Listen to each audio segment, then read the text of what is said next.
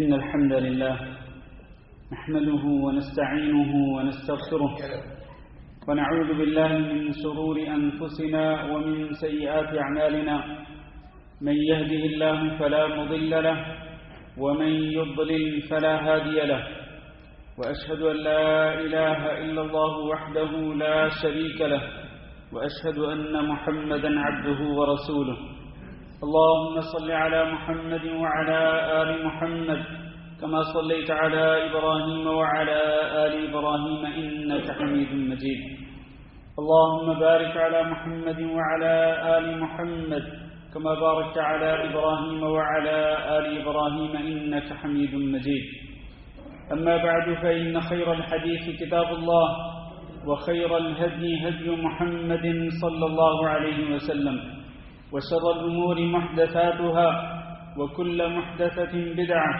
وكل بدعة ضلالة وكل ضلالة في النار أعوذ بالله من الشيطان الرجيم يا أيها الذين آمنوا اتقوا الله حق تقاته ولا تموتن إلا وأنتم مسلمون يا أيها الناس اتقوا ربكم الذي خلقكم من نفس واحدة وخلق منها زوجها وبث منهما رجالا كثيرا ونساء واتقوا الله الذي تساءلون به والأرحام إن الله كان عليكم رقيبا يا أيها الذين آمنوا اتقوا الله وقولوا قولا سديدا يصلح لكم أعمالكم ويغفر لكم ذنوبكم ومن يطع الله ورسوله فقد فاز فوزا عظيما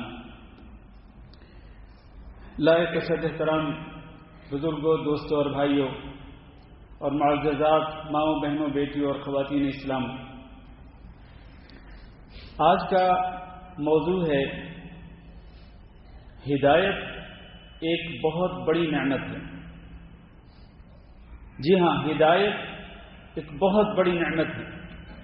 اللہ رب العزت کی نعمتیں ویسے تو بے شمار ہیں، وَإِن تَعُدُّوا نِعْمَةَ اللَّهِ لَا تُحْصُوهَا، کہ اگر تم اللہ کی نعمتوں کو اور اللہ کے احسانات کو شمار کرنا چاہو تو شمار نہیں کر سکتے۔ لیکن آج ہم جس نعمت پر گفتگو کرنے والے ہیں وہ نعمت ہے نعمت ہدایت۔ یہ نعمت جس کو مل جاتی ہے وہ شخص کامیاب ہو جاتا ہے، دنیا میں بھی کامیاب اور آخرت میں بھی کامیاب۔ اس نعمت کی قدر و منزلت کا اندازہ آپ اس بات سے کر سکتے ہیں کہ خود نبی صلی اللہ علیہ وسلم بھی اللہ تعالیٰ سے اس نعمت کا سوال کرتے تھے، یعنی اللہ تعالیٰ سے ہدایت مانگتے تھے۔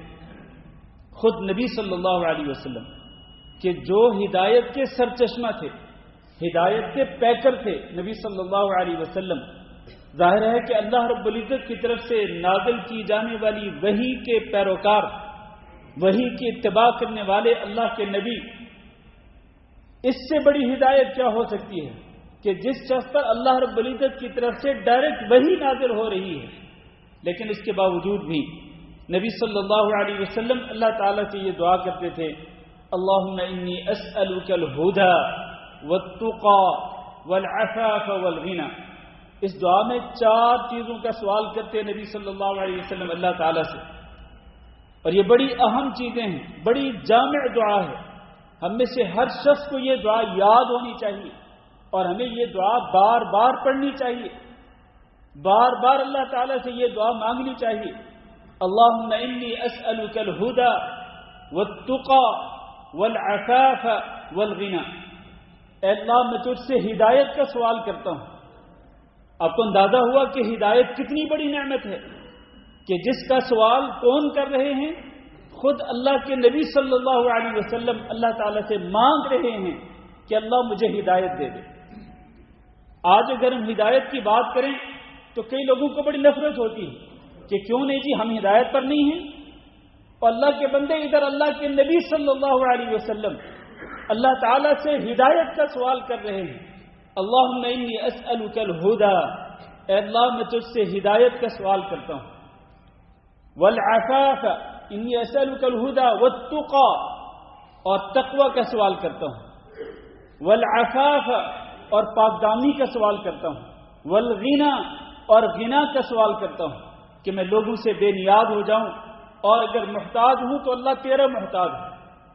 یہ 4 چیزوں کا سوال کرتے نبی صلی اللہ علیہ وسلم. اور صرف یہی نہیں بلکہ نبی صلی اللہ علیہ وسلم ہر نماز کے اندر ہر رکعت کے 2 سجدوں کے درمیان جو دعا کرتے اس میں ایک دعا ہدایت کی دعا ہوتی.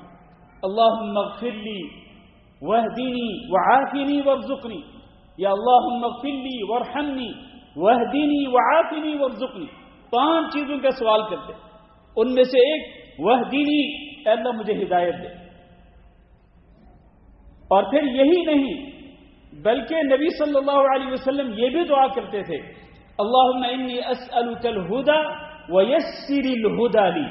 اے اللہ میں تجھ سے ہدایت کا سوال کرتا ہوں اور اس بات کا بھی سوال کرتا ہوں کہ اللہ ہدایت کو میرے لیے آسان کر دے. اس ہدایت کو اختیار کرنا میرے لیے آسان ہو جائے اور اس ہدایت پہ گامزن رہنا میرے لیے آسان ہو جائے. مستقل مزاجی سے اس ہدایت پہ چلتے رہنا میرے لیے آسان ہو جائے. استقامت کے ساتھ اس ہدایت پہ قائم اور دائم رہنا میرے لیے آسان ہو جائے. وَيَسِّرِ الْهُدَىٰ لِي، اللہ ہدایت کو میرے لیے آسان کر دے.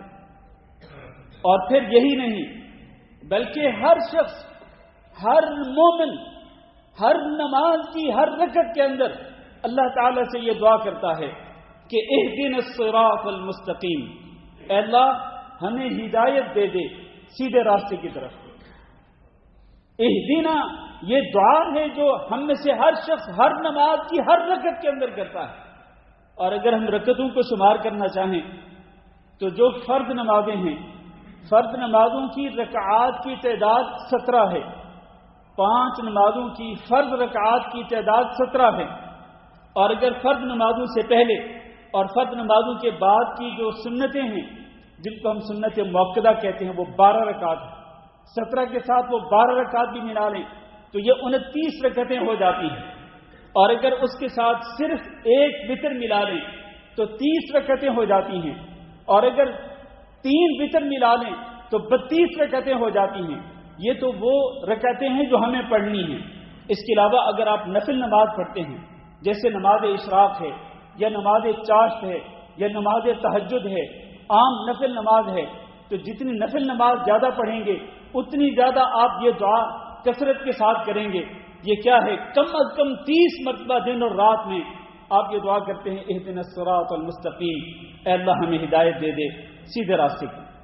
اب سوال یہ ہے کہ یہ جو ہدایت ہے، خصوصاً یہ سورۃ الفاتحہ کے اندر یہ جو دعا ہے اہدنا الصراط المستقیم، اس کا معنی کیا ہے؟ ہدایت کا معنی کیا ہے جس کی ہم اللہ تعالیٰ سے دعا کر رہے ہیں؟ میرے بھائیو اس کے اندر 3 چیزیں آتی ہیں. ایک یہ کہ اللہ ہمیں سیدھا راستہ دکھلا دے، اہدنا الصراط المستقیم. کیونکہ کئی لوگ ایسے ہوتے ہیں جن کی آنکھوں پر پٹی باندھی ہوئی ہے اور ان کی آنکھوں کے سامنے اندھیرا اور تاریکی چھائی ہوئی ہے اور وہ سیدھا راستہ دیکھنے کے قابل بھی نہیں. میں ان کی بات نہیں کر رہا کہ جو نابینا ہیں، نہیں، میں دیکھنے والوں کی بات کر رہا ہوں جن کو اللہ نے آنکھیں دی ہیں اور جن کو اللہ نے آنکھوں میں بصارت دی ہے، دیکھنے کی صلاحیت دی ہے، وہ سیدھا راستہ دیکھنے سے بھی محروم. ظاہر ہے کہ جو لوگ سیدھا راستہ دیکھنے سے بھی محروم، وہ اس سیدھے راستے پہ چلیں گے کیسے؟ جنہوں نے دیکھا ہی نہیں وہ سیدھا راستہ تو وہ چلیں گے کیسے؟ تو اس میں سب سے پہلے ہم گویا کہ اللہ تعالیٰ سے دعا مانگ رہے ہیں کہ اللہ ہمیں سیدھا راستہ دکھلا دے. پھر صرف دکھلانا کافی نہیں، اس کے ساتھ دوسری چیز، اللہ ہمیں اس سیدھے راستے پر چلنے کی توفیق بھی دے. اور پھر صرف چلنے کی توفیق ملنا بھی کافی نہیں. اے اللہ استقامت کے ساتھ، مستقل مزاجی کے ساتھ، اے اللہ ہمیں زندگی کے آخری لمحے تک، آخری سانس تک ہمیں اسی سیدھے راستے پر چلاتے رہنا. سیدھا راستہ دکھا کر اس پہ چلنے کی توفیق دے اور پھر استقامت کے ساتھ اس پہ ہمیں چلاتا رہے. ہمیں استقامت نصیب فرما کہ ہم زندگی کے آخری سانس تک اس سیدھے راستے پہ چلتے رہیں. یہ معنی ہے اہدنا الصراط المستقیم. میرے بھائیو، یہ جو ہدایت ہے، اگر ہم قرآن مجید کے اندر غور کریں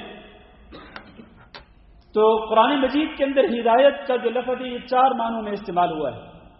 میں پہلے اس کی وضاحت کر دوں قرآن مجید کی آیات کی روشنی میں، اور پھر آپ کو بتاؤں گا کہ اسباب ہدایت کیا ہے. اور پھر ہدایت کے اندر جو ہدایت کے سامنے جو رکاوٹیں ہیں، آخر میں انشاءاللہ میں وہ رکاوٹیں بھی ذکر کروں گا. اور اسباب ہدایت ذکر کرنے سے پہلے قرآن مجید کے اندر یہ جو ہدایت کا لفظ ہے یہ 4 معنوں میں استعمال ہوا ہے. پہلا معنی،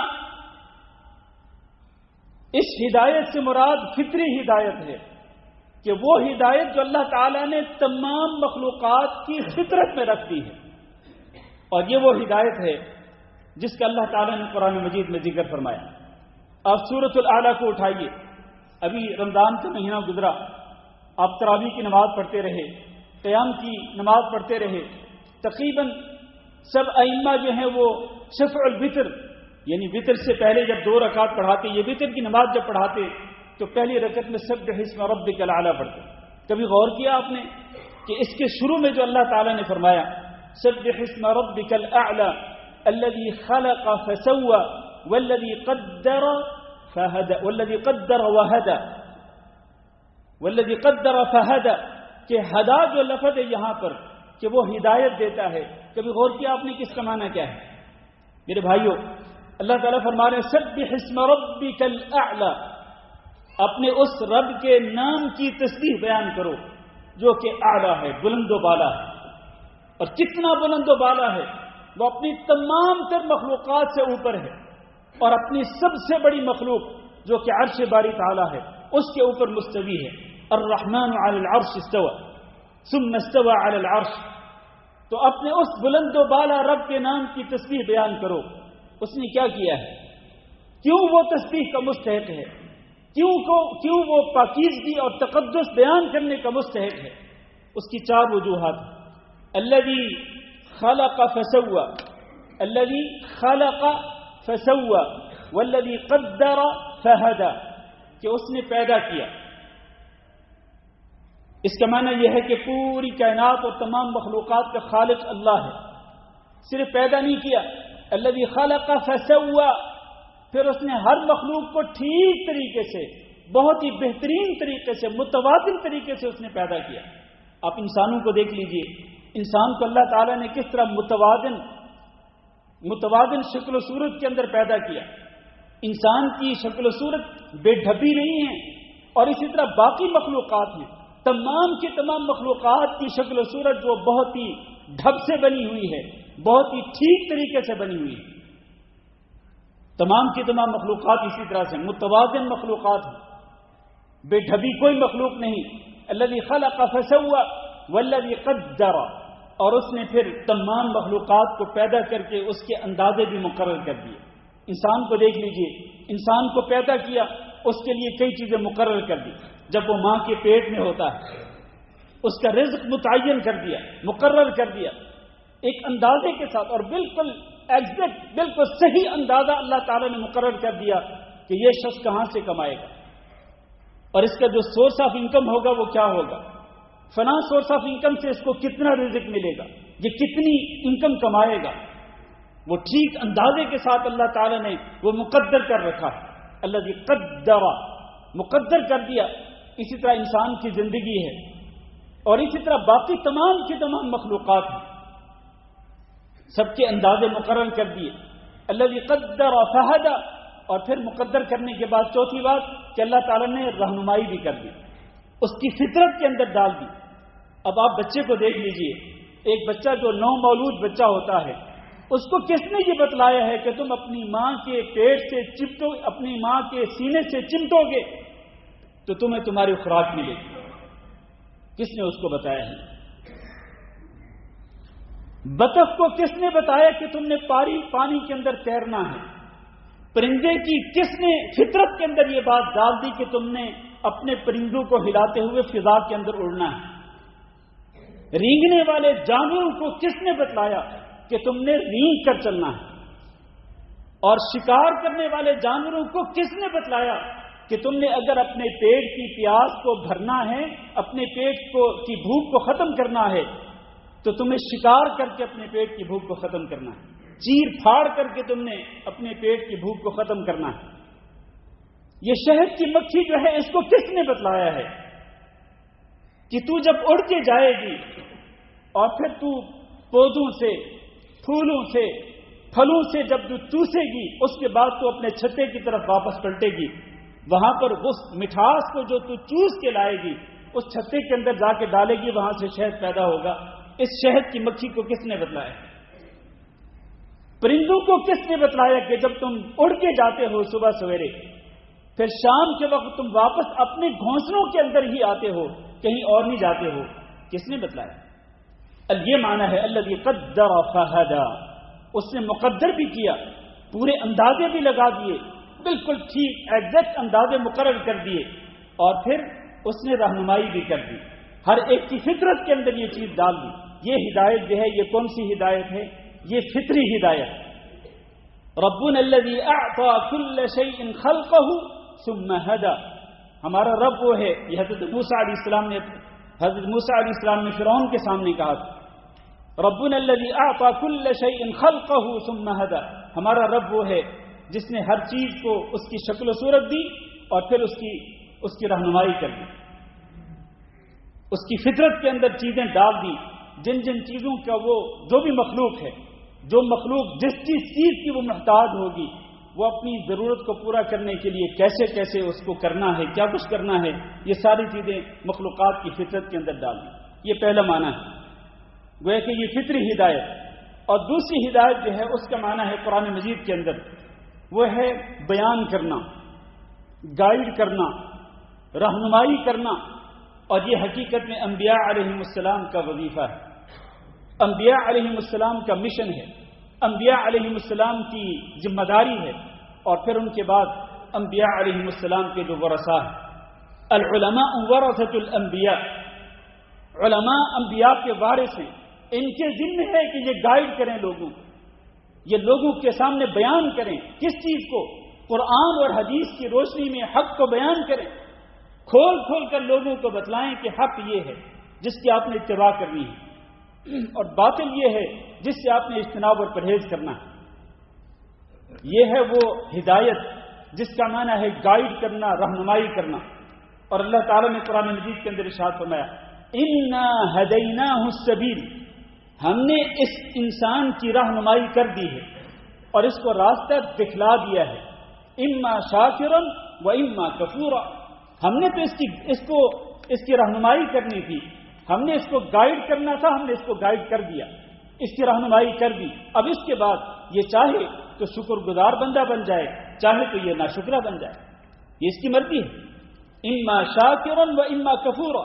اور فرمایا وہدیناہ النجدین، اس انسان کو پیدا کرنے کے بعد ہم نے دونوں راستے اس کے سامنے کھول دیے۔ ہدینا، اس ہدایت سے مراد کیا ہے؟ رہنمائی۔ اللہ تعالیٰ نے رہنمائی کر دی ہے انسان کی اور اسی طرح باقی تمام مخلوقات کی۔ وَإِنَّكَ لَتَهْدِي إِلَى صِرَاطٍ مُسْتَقِيمٍ، ہمارے نبی جناب محمد صلی اللہ علیہ وسلم کے بارے میں فرمایا کہ آپ ہدایت دیتے ہیں لوگوں کو الی صراط مستقیم، صراط مستقیم کی طرف۔ یہاں ہدایت سے مراد کیا ہے؟ آپ بیان کرتے ہیں لوگوں کے سامنے کہ صراط مستقیم کیا ہے، آپ لوگوں کو گائیڈ کرتے ہیں، آپ رہنمائی کرتے ہیں، آپ کی ذمہ داری بھی یہی ہے صرف کہ آپ گائیڈ کر دیں، رہنمائی کر دیں۔ منوانا آپ کا کام نہیں، سیدھے راستے پہ لوگوں کو لانا آپ کا کام نہیں، سیدھے راستے پہ لوگوں کو چلانا آپ کی ذمہ داری نہیں۔ تو یہ دوسرا معنی ہے قرآن مجید کے اندر ہدایت کا۔ اور تیسرا معنی ہے سیدھے راستے پر چلنے کی توفیق دینا، اور یہ صرف اور صرف اللہ تعالیٰ نے اپنے پاس رکھی ہے۔ یہ چیز، یہ ہدایت صرف اللہ نے اپنے پاس رکھی ہے، یہ کسی کے ہاتھ میں نہیں ہے۔ گائیڈ کرنا، رہنمائی کرنا انبیاء اور انبیاء کے ورثاء کی ڈیوٹی اور ان کی ذمہ داری، لیکن جب آپ گائیڈ کرتے ہیں، رہنمائی کرتے ہیں، تو پھر سیدھے راستے پر چلنے کی توفیق یہ کس کی طرف سے ملتی ہے؟ یہ صرف اللہ رب العزت کی طرف سے ملتی ہے۔ اللہ تعالیٰ نے فرمایا انک لا تہدی من احببت ولکن اللہ یہدی من یشاء، آپ نہیں ہدایت دیتے اس کو جس کو آپ چاہیں، بلکہ اللہ تعالیٰ ہدایت دیتا ہے جس کو چاہتا ہے۔ اس ہدایت سے مراد سیدھے راستے پر چلنے کی توفیق دینا، توفیق صرف اللہ کے ہاتھ میں ہے۔ نبی کریم صلی اللہ علیہ وسلم اپنے چچا ابو طالب کے بارے میں فکر مند رہے اور ان کو دعوت دیتے رہے، ان کی زندگی کے آخری لمحے تک کوشش کرتے رہے کہ ابو طالب مسلمان ہو جائیں، لیکن آخری لمحے تک کوشش کے باوجود نبی کریم صلی اللہ علیہ وسلم اپنے چچا ابو طالب کو ہدایت کے راستے پر نہ لا سکے، اور اسی موقع پہ یہ آیت نازل ہوئی تھی کہ آپ نہیں ہدایت دے سکتے جس کو چاہیں، بلکہ اللہ تعالیٰ جس کو چاہے ہدایت دیتا ہے۔ تو سیدھے راستے پر چلنے کی توفیق دینا، یہ تیسرا معنی ہے۔ اور چوتھا معنی قرآن مجید کے اندر یہ بھی ہے، ہدایت کا چوتھا معنی جس کا تعلق آخرت کے ساتھ، کہ قیامت کے دن اللہ رب العزت اہل ایمان کو، اہل توحید کو ان کی رہنمائی کر دے گا جنت کے راستے کی طرف، اور ان کو جنت کے راستے پہ چلا کر ان کو جنت پہ پہنچا دے گا۔ اللہ تعالیٰ گائیڈ کرے گا، رہنمائی کرے گا اہل ایمان کی، اپنے ماننے والے بندوں کی، فرمانبردار بندوں کی، حتیٰ کہ اللہ رب العزت پل صراط پر سے گزرتے ہوئے، وہ پل صراط کہ جہاں پر آزمائشیں ہی آزمائشیں ہوں گی، جو ایک مصیبت ہوگی، جو ایک بہت بڑا فتنہ ثابت ہوگی، وہاں پر انبیاء بھی کہہ رہے ہوں گے رب سلم سلم، اے ہمارے رب آج تو ہی سلامتی دینے والا ہے۔ اس آزمائش کی گھڑی کے اندر اللہ رب العزت اہل ایمان کی رہنمائی کرے گا، ان کو ہدایت کرے گا، ان کو پل صراط پر سے گزار کر ان کو ادھر دوسری طرف اللہ تعالیٰ ان کو جنت کی طرف لے کے جائے گا۔ اور اسی طرح اللہ تعالیٰ اہل کفر جو اللہ رب العزت کے نافرمان ہیں، اللہ ان کو جہنم کی طرف لے کے جائے گا۔ تو یہ ہدایت وہ ہے جس کا تعلق آخرت کے ساتھ ہے۔ خلاصہ یہ کہ یہ میرے بھائیوں، ہدایت قرآن مجید کے اندر ہدایت کا لفظ ہے وہ 4 معنوں میں استعمال ہوا ہے جو ابھی آپ نے سنے ہیں۔ اب ہم آگے بڑھتے ہیں۔ یہ ہدایت جس کا ہم اللہ تعالیٰ سے سوال کرتے ہیں اہدنا الصراط المستقیم، اور جس کی دعا نبی صلی اللہ علیہ وسلم بھی کرتے تھے، اللہم انی اسألک الہدی والتقی والعفاف والغنی، اور وہ بھی دعا کرتے ہیں نبی صلی اللہ علیہ وسلم اللہم اغفر لی وارحمنی واہدنی وعافنی وارزقنی۔ یہ ہدایت جو ہے اس کے اسباب کیا ہیں میرے بھائیوں؟ اس کا سب سے بڑا سبب جو ہے کہ آپ اس کو اختیار کریں گے تو آپ کو ہدایت مل جائے گی، اس کا سبب ہے اللہ رب العزت کی وحدانیت پہ، اللہ کی توحید پہ ایمان لائیں۔ آپ اس بات پر ایمان لائیں، آپ کے دل میں مضبوط یقین ہو، ٹھوس یقین ہو کہ اللہ کے سوا کوئی خالق و مالک نہیں، اللہ اکیلا خالق بھی ہے، مالک بھی ہے، مربی بھی ہے، رزاق بھی ہے، مدبر الامور بھی ہے، وہ اکیلا پوری کائنات کے نظام کو چلا رہا ہے اور اس کے ساتھ اس کا کوئی شریک نہیں۔ اور یہی وہ رب اکیلا معبود پر حق ہے اور ساری کی ساری عبادات کا مستحق ہے، اس کی عبادت کے اندر اس کو کوئی شریک نہیں۔ داتا بھی وہی ہے، غوث اعظم بھی وہی ہے، بگڑی بنانے والا بھی وہی ہے، نفع نقصان کا مالک بھی وہی ہے، اولاد دینے والا بھی وہی ہے، اور نقصانات سے بچانے والا بھی وہی ہے، مجبور لوگوں کی فریاد رسی کرنے والا بھی وہی اکیلا ہے۔ اس بات پہ آپ کا یقین ہوگا تو آپ کو ہدایت ملے گی۔ اس کی دلیل اللہ تعالیٰ نے قرآن مجید کے اندر ارشاد فرمایا وَمَن يُؤْمِن بِاللَّهِ يَهْدِ قَلْبَهُ، جو اللہ پہ ایمان لاتا ہے، یعنی اللہ کی توحید پہ ایمان لاتا ہے، یہدی قلبہ، اللہ اس کے دل کو ہدایت دے دیتا ہے۔ ہدایت کہاں سے ملے گی؟ اللہ کی توحید کو ماننے سے۔ اور آپ یقین کریں آج جتنے لوگ بھی شرکیات کے اندر مبتلا ہیں، شرک اور شرکیہ اعمال کے اندر مبتلا ہیں، وہ اسی قدر ہدایت سے دور ہیں جس قدر وہ شرکیات کے اندر وہ لگے ہوئے ہیں۔ آپ اگر ان شرکیات کو چھوڑ کر، شرکی اعمال کو چھوڑ کر آپ اللہ کی توحید کی طرف آئیں گے تو آپ ہدایت کی طرف آئیں گے، اور اگر توحید کو چھوڑ کر شرکیات کی طرف جائیں گے تو آپ ہدایت سے دور، آپ گمراہی کی طرف چلے جائیں گے۔ اس سے یہ ثابت ہوا کہ ہدایت کہاں سے ملے گی آپ کو؟ مضبوط ایمان اللہ رب العزت کی توحید پر، اس سے آپ کو ہدایت ملے گی۔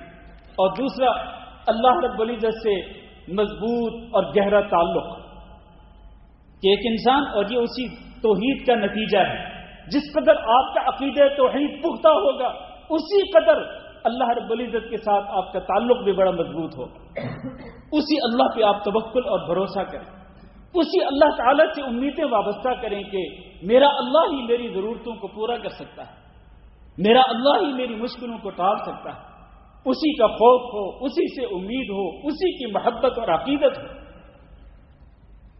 سچی عقیدت اور سچی محبت اللہ تعالیٰ سے ہو، تو جس قدر آپ اللہ تعالیٰ سے تعلق مضبوط بنائیں گے کہ اسی سے دعا مانگیں گے اور اسی کا خوف اور اسی سے امید رکھیں گے، اسی قدر آپ ہدایت پہ چلنے والے بنیں گے اور ہدایت پہ گامزن اور مستقل مزاجی سے اس پر قائم اور دائم رہیں گے۔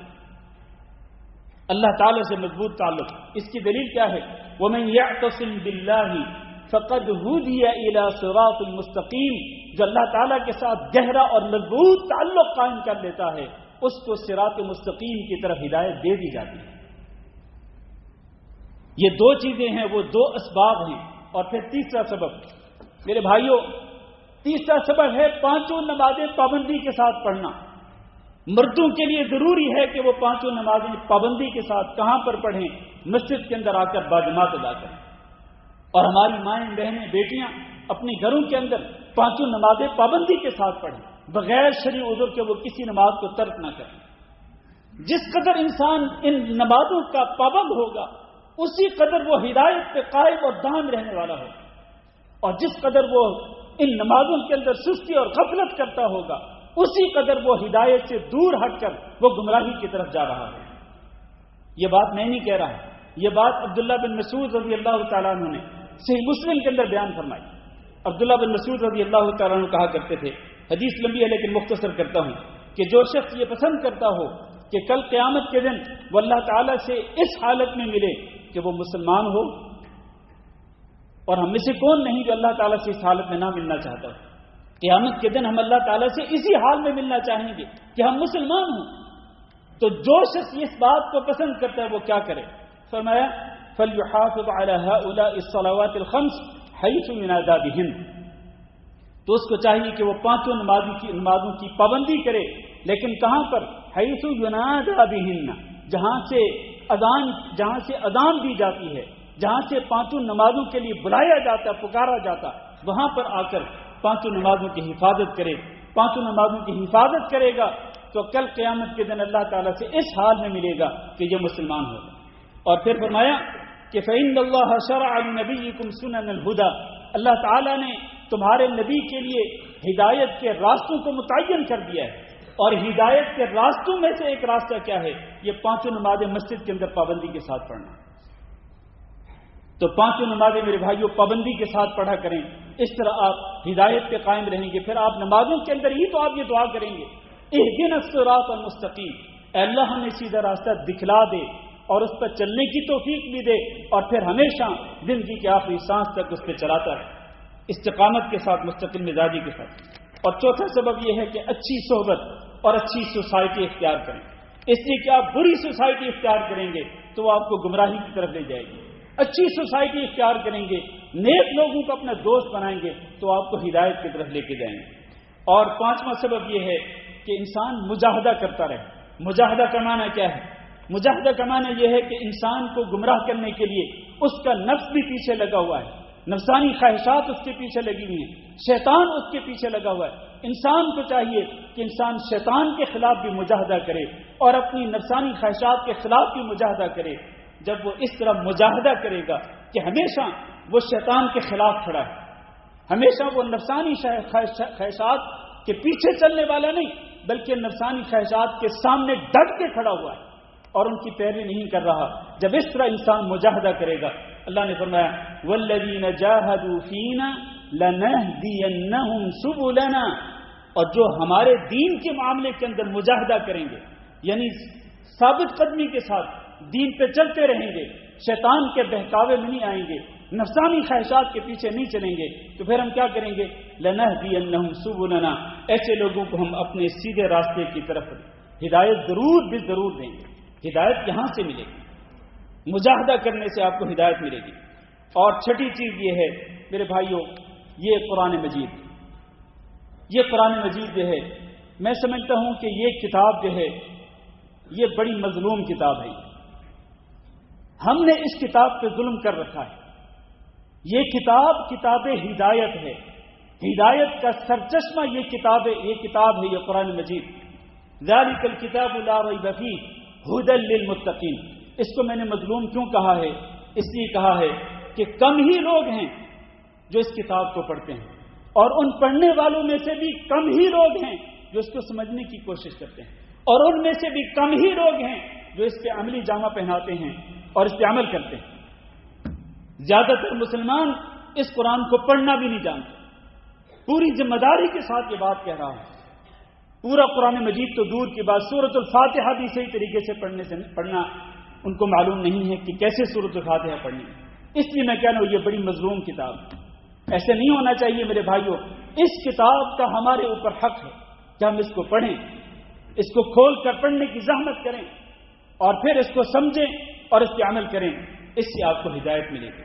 قرآن مجید کے اندر اللہ تعالیٰ نے اسی کو کتاب ہدایت قرار دیا۔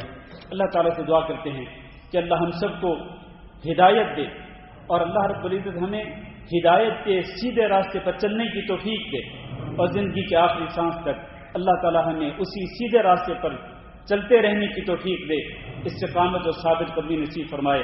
استغفر اللہ لی ولکم ولسائر المسلمین فاستغفروہ انہ هو الغفور الرحیم۔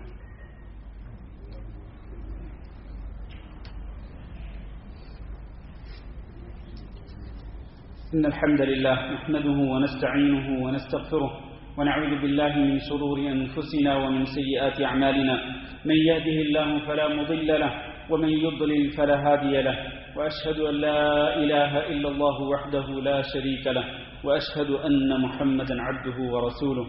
اللهم صل على محمد وعلى آل محمد كما صليت على إبراهيم وعلى آل إبراهيم إنك حميد مجيد۔ اللهم بارك على محمد وعلى آل محمد كما باركت على إبراهيم وعلى آل إبراهيم إنك حميد مجيد۔ أما بعد، میرے عزیز بھائیو اور دوستو، یہ جو ہدایت ہے جس کے اسباب میں نے ابھی ذکر کیے ہیں کہ ان اسباب کو اختیار کیا جائے تو انسان کو ہدایت مل سکتی ہے، کچھ چیزیں ایسی ہیں کہ جو رکاوٹ بن جاتی ہیں ہدایت کے سامنے۔ ان میں سے ایک رکاوٹ کفر ہے، کیونکہ اللہ تعالیٰ نے قرآن مجید میں ارشاد فرمایا کہ واللہ لا یہدی القوم الکافرین، اللہ تعالیٰ کافروں کی قوم کو ہدایت نہیں دیتا۔ رکاوٹ کیا ہے؟ ان کا کفر۔ اسی طرح رکاوٹوں میں سے ایک رکاوٹ جو ہے وہ ظلم ہے، کیونکہ اللہ نے فرمایا واللہ لا یہدی القوم الظالمین، اللہ ظالموں کی قوم کو ہدایت نہیں دیتا۔ کیا رکاوٹ ہے یہاں پر؟ یہاں پر ظلم کرنا رکاوٹ ہے۔ لہذا جو شخص ظلم کرنے والا ہو، اپنی جان پہ ظلم کرنے والا ہو یا دوسروں پر ظلم کرنے والا ہو، ظلم کی وجہ سے وہ ہدایت سے محروم ہو جائے گا۔ لہذا کبھی انسان کو ظلم کی طرف نہیں جانا چاہیے۔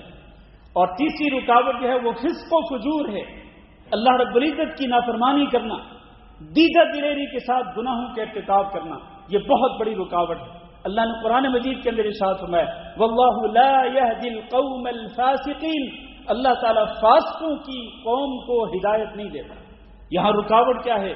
یہاں فسق و فجور، انسان کا دیدہ دلیری سے گناہوں کا کرنا، گناہوں کے ارتکاب کرنا، جسارت کرتے ہوئے گناہ کرنا، اور پھر لوگوں کے سامنے فخریہ طور پر بیان کرنا کہ آج رات میں نے یہ فلاں گناہ کیا ہے۔ یہ وہ چیز ہے کہ جس کی وجہ سے انسان ہدایت سے محروم ہو جاتا ہے اور انسان گمراہی کی طرف چلا جاتا ہے۔ اور اسی طرح ایک رکاوٹ جو ہے وہ فضول خرچی کرنا ہے اور جھوٹ بولنا ہے۔ اللہ نے فرمایا ان اللہ لا یہدی من هو مسرف کذاب، جو بندہ مسرف ہوتا ہے، فضول خرچی کرنے والا ہوتا ہے اور جو کذاب ہوتا ہے، اللہ اس کو بھی ہدایت نہیں دیتا۔ یہاں ہدایت میں رکاوٹ کیا ہے؟ فضول خرچی کرنا اور اسی طرح جھوٹ بولنا، اس کی وجہ سے انسان ہدایت سے محروم ہو جاتا ہے۔ اسی طرح ایک رکاوٹ شیطان بھی ہے، اسی طرح ایک رکاوٹ جو ہے وہ نفسانی خواہشات بھی ہیں، اور اسی طرح ایک رکاوٹ دنیا کے ساتھ محبت قائم کرنا کہ ایک انسان دنیاوی چیزوں کے ساتھ اتنی محبت اور عقیدت رکھ لے کہ مارا مارا پھر رہا ہے، دن رات دنیاوی چیزوں کے پیچھے بھاگ رہا ہے کہ مجھے یہ چیز بھی مل جائے، یہ چیز بھی مل جائے، یہ چیز بھی مل جائے، اور حلال و حرام کی کوئی تمیز نہیں، مارا مارا پھر رہا ہے، اللہ کے دین کی کوئی پرواہ نہیں کرتا۔ اس کی وجہ سے انسان ہدایت سے محروم ہو جاتا ہے۔